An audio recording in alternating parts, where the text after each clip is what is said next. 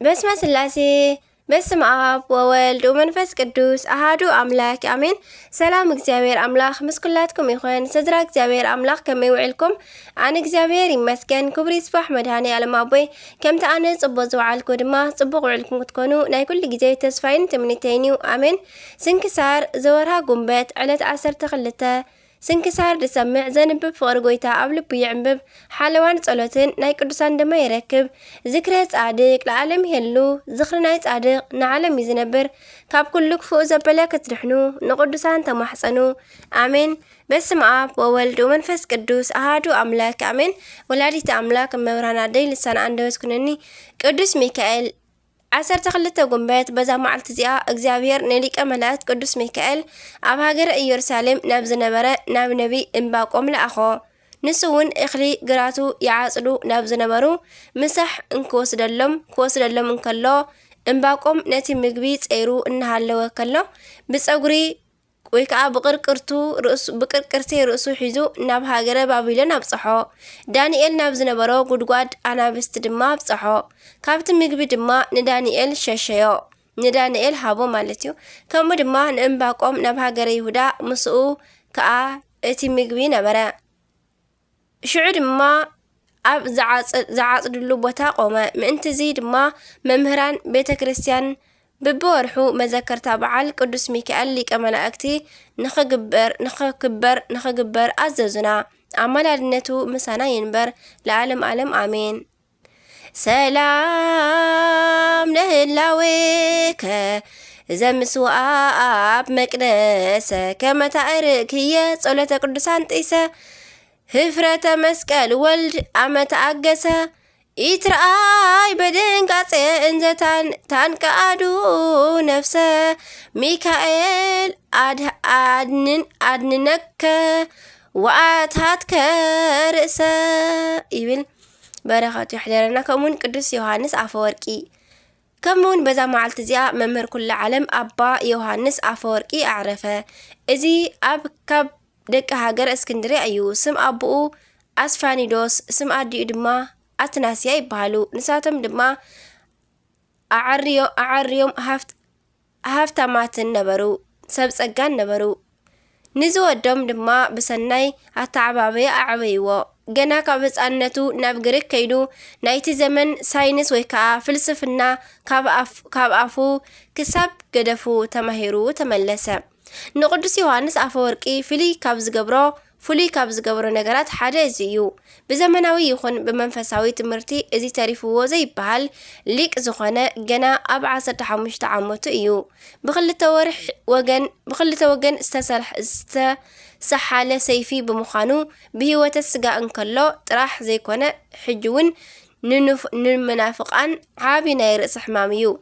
እዚ ቅዱስ ገና ብ16 ዓመቱ ሃብቲ ንብረት ውህበት ክብርን ፍልጠትን ዝመልኣሉ እኳ እንተኾነ ዘለዎ ኩሉ ንነዳያን ንድኻታት ሂቡ መጻሕፍቲ ጥራሕ ኣኪቡ ምስ ዓርኩ ቅዱስ ባስልዮስ ናብ በረኻ ኣተወ።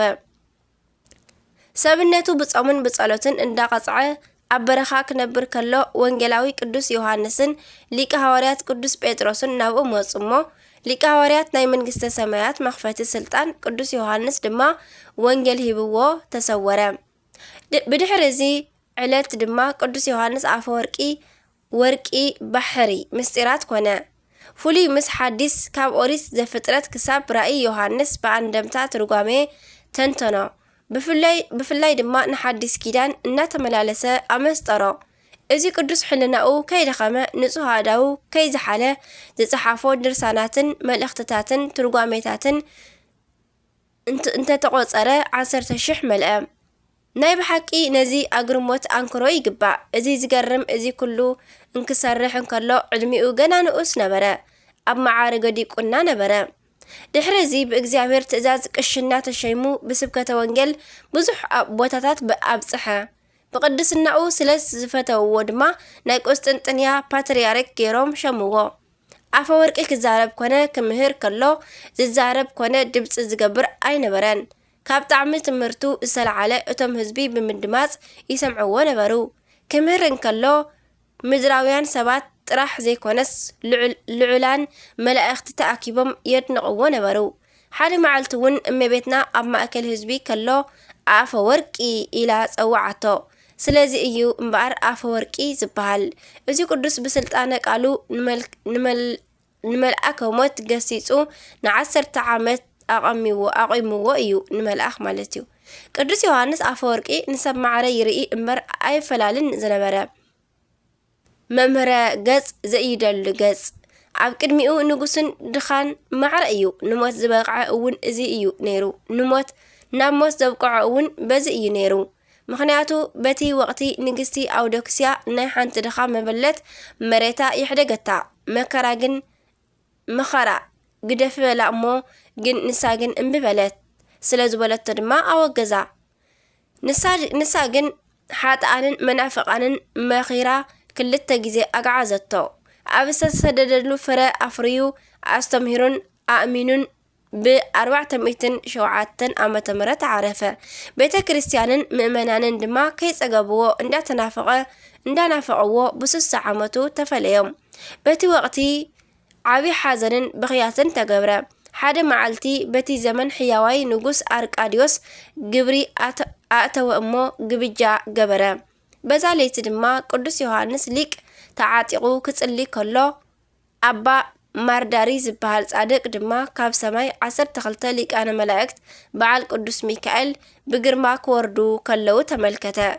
ደንጊጹ ድማ ናበይ ኢኹም ጎተተይ እንተበሎም ናብ ቁስጥንጥንያ ናብ ዮሃንስ ኣፈወርቂ ንኸይድ ኣለና ኣበልዎ። ንሱን እመቤትና ከም ዘመስግና ዝፈትዋ ጎይታ ነጊሩና እዩሞ በልዎ። በጃኹም በሉ ንዓይ ከዓ ናይ ኣፈወርቂ ምስጋናኡ ክግለጸለይ ምእንቲ መርቑኒ በሎም። ሊቃነ መላእክት ድማ መሪቆሞ መንገዶም ቀጸሉ። ንጽባሒቱ ኣብ ውሽጢ ቤተ መንግስቲ እቶም ሊቃውንቲ መሳፍንቲ ጳጳሳት ህዝቢ ኩሎም ተኣኪቦም ካብቲ ግብጃ በልዑ እሞ ቅዱስ ዮሃንስ ኣፈወርቂ ግን ኣብ መንበሩ ተቐሚጡ ነበረ እምበር ኣይበልዐን። ግብጃ ምስ ተወድአ ንጉስ ኣርቃዲዮስ ንሊቅ ቅዱስ ኣፈወርቂ ሕቶ ኣለኒ ኢሉ ኣብቲ ማእከል ጉባኤ ሓተቶ። ንምንታይ ወንጌላዊ ማቴዎስ እያእመራ ዮሴፍ እስከ ዓመት ወለደ ዘበኩራ ናይ በኽሪ ወዳ ስጋብ ትወልድ ኣይፈለጣን ማለቱ ማቴዎስ ኣብ ምዕራፍ 1 ክሳብ 25 ፍቕዲ 25 ስለምንታይ እዩ ኢሉ ሓተቶ። ቅዱስ ዮሃንስ ሊቅ ተንሲኡ ግን ብመንፈስ ቅዱስ ተቃኒዩ ክትርጉመሉ ጀመረ። ድንግል ማርያም ንጹህ ብርለ ትመስል። ብርለ ዝተፈላለየ ቀለም ዘለዎ ፈሳሲ እንተመሊእካዮ እቲ ቀለሙ ብሓንሳብ ይቀያየር። እመቤትና ከዓ ንጎይታ ስለ ዝጸነሰት ሕብረ መለኮቱ ክለዋወጥ ከሎ መልክዓ ከዓ ምስኡ ክለዋወጥ ከሎ እንዳረኣየ ዮሴፍ ይስንብድ ነበረ። ንሳ መን እያ ኣብ ማፀና ዘለኸ መን እዩ እንዳበለ ይጭናቕ ነበረ። ጎይታ ድሕሪ ምውላዳ ግን ሓደ ሕብሪ መልክዕ ስለ ዝኾነት ኣቐዲማ መን ከም ዝኾነት ኣይፈለጠን። ሕጂ ግን ንሳ ወላዲተ ኣምላኽ ወዳ ከዓ ኣምላኽ ዘበኣማን ምዃኑ ፈለጠ ማለት እዩ እንዳበለ ክትርጉም ከሎ ሰሚዖም ኩሎም እንዳድነቑ ከለው ኣብኡ ዝነበረት ናይ ድንግል ወላዲተ ኣምላኽ ቅድስቲ ድንግል ማርያም ስእሊ ኣድህኖ ድማ ኣፈ ወርቂ ልሳነ ወርቂ ኣፈ በረከት ኢላ ተዛረበት። ኣብቲ ግዜ ኣርቃዲዮስ ናይ ወርቂ ልሳን ኣብ ቅዱስ ዮሃንስን ኣብታ ስእልን ገበረ። ኣፈ ወርቂ ግን ብሓፂር ተዓጢቁ እሰግድ ለኪ ወወድሰኪ ኢሉ ሎሚ ኣብ ተኣምረ ማርያም ዘሎ ምስጋና ሰተት ኣቢሉ ደረሰላ።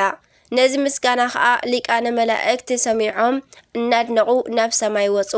ሊቅ ቅዱስ ዮሃንስ ድሕሪ ዕረፍቱ ኣብ 35 ዓመቱ ኣብ ዘመን ንእሽተይ ቴዎዶስዮስ ስጋኡ ኣፍለስዎ። ናብ ቁስጥንጥንያ ምስ በጽሐ ከዓ ካብ ናፍቆ ዝተለዓለ ዓብይ ዝማሬን ንብዓትን ተገብረ። ቅዱስ ዮሃንስ ኣፈወርቂ ከዓ ቅንዕ ኢሉ ነቶም ህዝቢ ባረኾም። ንእግዚአብሔር ምስጋና ይኹን። ንዓና እውን ብጸሎት እዚ ቅዱስ ኣቦ ይምሓረና። በረከቱ ድማ ምሳና ትንበር ንዘለዓለም ዓለም ኣሜን። ኣርኪያስ ድማ ከምዚ ይብል ሰላም ለዮሃንስ እንተ ኣብደረ ስደተ እሚሳተፍ በግፍእ መፍቀሪተ ንዋይ ንግስተ እምን ኣፍሁ ዘወፃ ሰሚኦ ግዘተ እንበለ ይርግ ላዕለ ወእንበለ ይረርታተ መልአከ ሰማይ ቆመ 10 ዓመተ ሰላም እብል ሱታፈ ዮሃንስ በህማሙ ሲሲኮ ስሙ ክብረ ዮሃንስ አፈወርቂ እንተነጸረ በህልሙ መራሁተ እንዘ ይመጥዎ ጴጥሮስ ቀዲሙ ወእንዘ ይህቦ ወንጌለ ዳግሙ ይብል። ከምኡ ድማ አቡነ ተክለ ሃይማኖት ከምኡውን በዛ መዓልቲ እዚኣ ዓብይ አቦ ጻድቅ አቡነ ተክለ ሃይማኖት ዘኢትዮጵያ ስጋኡ ፈለሰ። እዚ ዝተገብረ ድሕሪ ዕረፍቲ አቡነ ተክለ ሃይማኖት ዘኢትዮጵያ ድሕሪ 56 ዓመታት እዩ። በዚ ዕለት ድማ ዘደንቁ ተአምራት ተፈጸሙ። በረከቱ ምሳናት እምበር ንዘለዓለም ዓለም አሜን። አርኬ ሰላም እብል አልኢልየ ቃለ በፍልሰተ አጽሙ ዘገብረ ተክለ ሃይማኖት ሃይለ ኢዛ በኢዴሃ ህብስተ ተስካሩ ብሱለ ሶበ ገሰሰት ብእሲት አይና ጽሉለ እምነ ብርሃኑ አድማአት ብርሃነ ጽዱለ። ከምኡውን በዛ መዓልቲ እዚኣ ኣብ መንበር ኣቦና ተክለ ሃይማኖት ካብ ዝተሸወሙ መምህራን ቁፅሩ መበል 17 ዝኾነ ናይ ደብረ ሊባኖስ መምህር ክቡር ኣባ አብርሃም ኣዕረፈ። ንዓና እውን ብጸሎቱ ይምሓረና በረከቱን ምሳና ትንበር ንዘለዓለም ዓለም አሜን።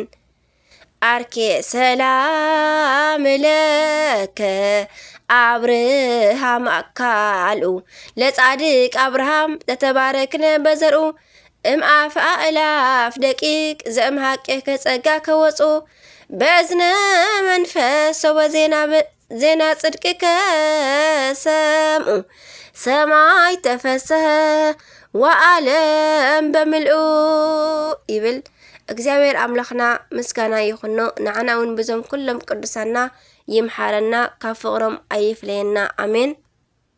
ወርሓውን ዓመታውን ተኸቢሮም ዝውዕሉ ናይ 12 ጉንበት ቅዱሳን ኩሎም በረከቶም ይሕደረና አሜን። ከምኡውን ናይ ጉንበት 14 ናይ 13 ይቕረታ ስለዘይረኸብኩ ኣብ ኮሚኒቲ ኣለኩም እዩ ማለት እዩ። አሜን። በስመ አብ ወወልድ ወመንፈስ ቅዱስ አሃዱ አምላክ አሜን። አባ ጳኩሚስ 14 ጉንበት በዛ መዓልቲ እዚኣ ምስ መንፈሳውያን ሐዋርያት ሓድነት ዘለዎ ቅዱስ አቦ አባ ጳኩሚስ አዕረፈ። እዚ ቅዱስ አቦ ድማ ካብ አባ ጲላሞን ዝመንኮሰ እንትኸውን ንብዙሕ ዓመታት ብሰናይ ናይ ምንኩስና ተግባር ክለኣኾ ከሎ ነበረ እሞ ብድሕሪ እዚ መልአኽ እግዚአብሔር ተገሊጹ መነኮሳት ሰብሲቡ ከም ስርዓት አቦታትና ሐዋርያት ሓድነት ማሕበር ንኽሰርዕ አዘዞ። ብድሕሪ እዚ ብዙሓት ሰባት ኣኪቡ ብዙሓት ኣድባራት ሃኒጹ ብውፅኢት ሰራሕቲ ኢዶምን ብምግቦምን ብሓደ ንኽኾኑ ኣብ ግዜ ጸሎታቶምን ኣብ ግዜ ምግባቶምን ክገብርዎም ዝግባእ